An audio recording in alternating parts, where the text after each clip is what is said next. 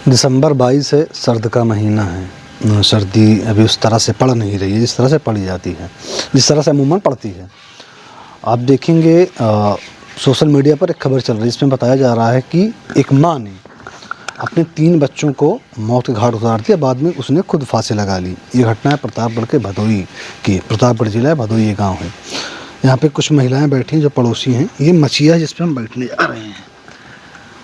यहाँ पर जब आए, यहाँ पर आने के बाद पता ये चला कि जो महिला थी वो महिला उस महिला की शादी को लमसम 2 से ढाई साल हुए थे। 2022 में शायद नवंबर में शादी हुई थी, जिसके बाद 10 नवंबर को।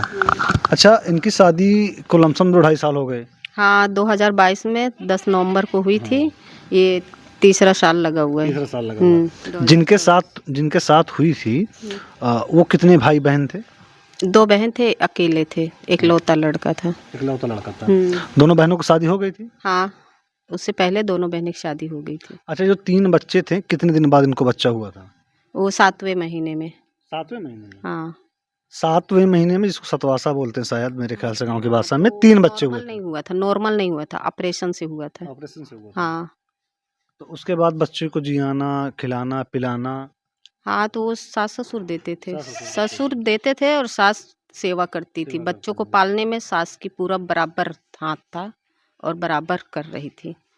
अच्छा, जो इनके ससुर थे वो सीआरपीएफ में थे, आर्मी, जिसका आप लोग आम भाषा में अगर कहें तो पुलिस वाले, या फिर आर्मी में थे ना? नहीं, सीआरपी रहे। नॉलेज है, सीआरपीएफ हाँ, में थे। सीआरपीएफ में CRPF हमारे। में थे। अभी वो रिटायर हो चुके थे। हाँ, रिटायर हो चुके हैं।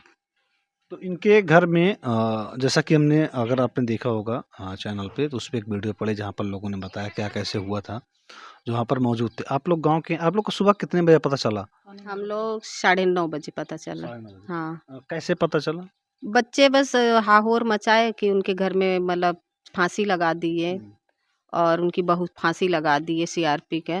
तो हम लोग आए भाग के, तो देखे तो सही लगा के रखी थी। अच्छा, गए थे आप लोग देखने? हाँ, देखने आए थे। तो क्या मतलब, उस जब आप देखने आए तो बॉडी टंगी हुई थी या फिर लेटा? हाँ, बॉडी टंगी थी। कैसे था उस समय? उस समय बॉडी कुछ तिरछा था, पीछे लड़का था और लड़कियों को उसके पीछे लड़की थी। दोनों एक साथ में ही बॉडी थी। 2 बेटियां थी? हाँ, एक बेटे थे? एक बेटा पीछे था महिला के। और वो औरत थी? हाँ, इन बच्चों की उम्र क्या रही होगी?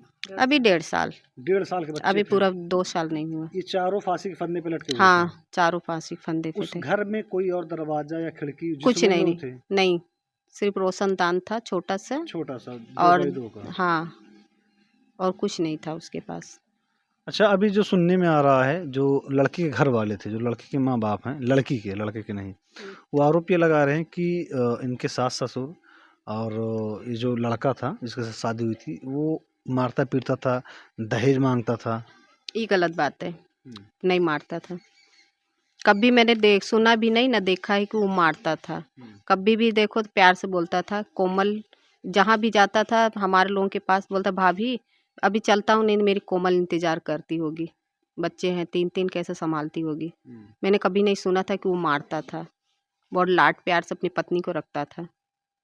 अच्छा, और महिला का नाम, जिनकी मौत हुई है, उनका नाम कोमल था, और उनके आदमी का बुलाने नाम? वाला कोमल था। हाँ, यहाँ ससुराल वाले लाड से उसको कोमल बोलते थे। आदमी का नाम क्या था? संदीप। संदीप।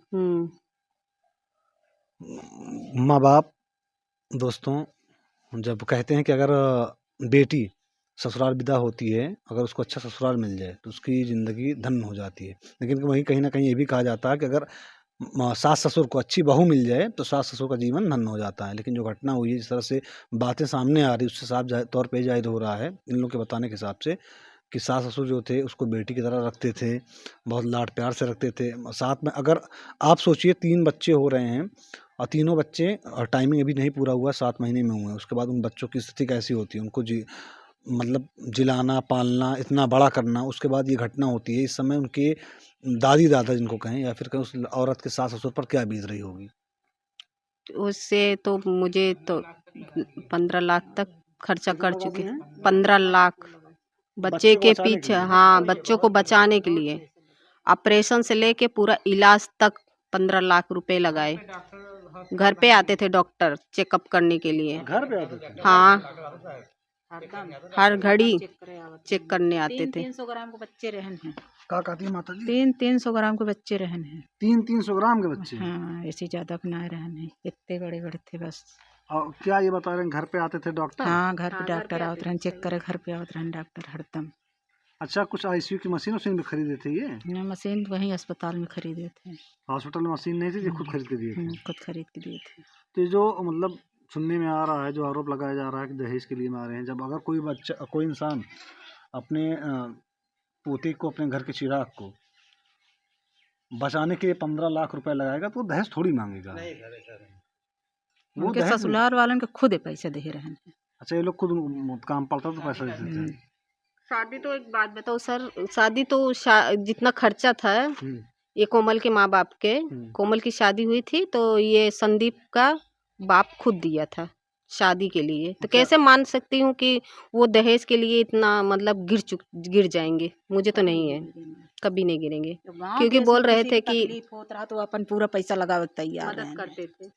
गांव देश में अगर केहू को तकलीफ हो जात रहा तो खुद अपन पूरा पैसा लगावे। ऐसा में उनकी बहू ने उनको फंसा दिया है। हाँ, वो अभी पुलिस के चक्कर काट रहे हैं, कोतवाली में हाँ, होंगे या ये फिर गलत कहाँ। बात है। मैं तो यही कहूंगी कि उनके माँ बाप को इतना सोच लो कि सबके घर में बेटे दे हैं, बेटी दी है। मुझे भी 3 बेटियां हैं, 1 बेटा है, लेकिन ऐसे करेंगे तो इस दुनिया में क्या करेंगे? ये इंडिया में सब अपने अपनी बेटियों को शादी नहीं कर पाएंगे। ऐसे आरोप, ऐसे मतलब औरत लड़की जो की है, जो महिला का एक्सपायर हुई है ना कोमल, ऐसे करेगी तो किसकी बेटियां ले जाएगी कोई?